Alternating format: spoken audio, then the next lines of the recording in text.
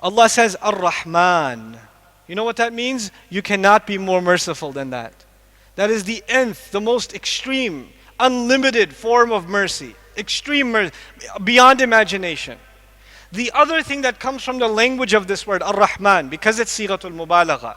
The origin, some grammarians argue, of Mubalagha is ism fa'il. What that means in simple terms for everybody here, I know not everybody is an Arabic student, is that it is happening right now.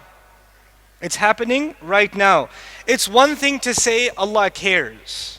It's one thing to say Allah is loving. It's one thing to say Allah protects. But it's another to say Allah is protecting me when? Right now. He's caring about me right now. He's concerned with me right now. He is delicate with my situation right now. That is the realization inside Ar-Rahman. It forces me to think and it forces you to think, how is Allah showing me love right now? Immediately. Not tomorrow, not later. Every one of us has problems. Every one of us. Maybe you have family problems. Maybe you have husband problems. Maybe you have wife problems. Maybe you have children problems, parent problems, in-law problems, boss problems, worker problems, government problems, immigration problems, economic. You got problems. And we think about our problems all the time. And we don't think about Ar-Rahman all the time. We only think about the problems. We don't think how many problems Allah saved us from. Somebody gets allergies and they complain about their allergies, but they don't think the nose is still on my face. That's Allah taking care of you, my friend. There could be so much worse. There's so much worse that can happen. When a child is born, how many things can go wrong? For those of us that have healthy children, we complain about the grades of our children. They don't pay attention in school. They don't do their homework on time. Parents complain and complain and complain. If you say, what do you say about your child? You know, and they'll give you a list of complaints. You know, doesn't go to sleep on time, talks back, doesn't finish dinner, watches too much TV, video games all the time.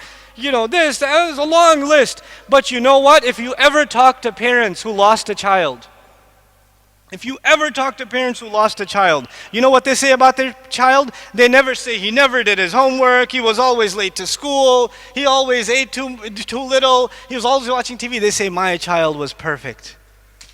He was so perfect. He was the best. They only remember the good things. Why is that? A day before you were complaining. You were yelling at him. Because that's human nature. We don't appreciate the things that we have until they're gone. When they're gone, we remember. Now, right now, we're not thanking Allah. We're not realizing how much love He's showing us by protecting our children, by taking care of our family, by giving us our parents. Yes, your parents get angry at you. That's okay, it's a global phenomenon. They get angry at you. Those of you that are teenage boys, your father gets mad at you. It's going to happen. He's going to yell at you. And you're like, my dad, he does not understand me. He doesn't know. He's always angry. But you know what? Alhamdulillah, he's alive. Alhamdulillah, you have an opportunity to show sabr to him and respect to him so you can earn Jannah with Allah. If you want to know if you're humble or not, see how you are to your parents. If you have an attitude with your parents, don't think about Islam. You're not ready for like what Islam demands for your personality. Allah wants us to be humble. But humble does not mean you make salat like a perfect believer, but you show attitude to your father and your mother. Come on. That's not humility, you know. تلك الدار الآخرة نجعلها للذين لا يريدون علوا في الأرض ولا فسادا. The last home is built for people. Allah says we made the last home for people, Jannah for people who don't want to act up in this world. They don't act like this in this world. They don't show attitude. We have to learn to be humble to our parents, even if you think they're unfair.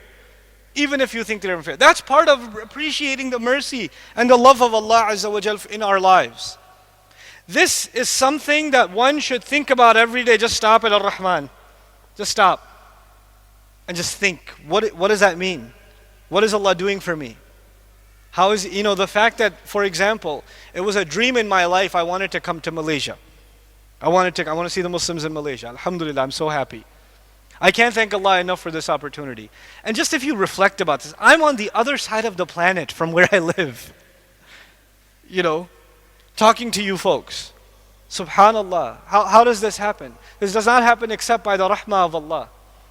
How many things can go wrong on an airplane that's flying over the oceans? How many things? You see a little bit of turbulence and the taqwa goes up, right? Right? The plane goes down and the iman goes up. That's like how it works. You know? SubhanAllah. That's His care. He cares. And He cares about every one of us like that. Sometimes people get depressed. Allah doesn't care about me. Why do I have all these problems? You haven't thought about Ar-Rahman enough. You haven't thought about that enough. You don't have to wait for His care to come. It's already there. It's already there.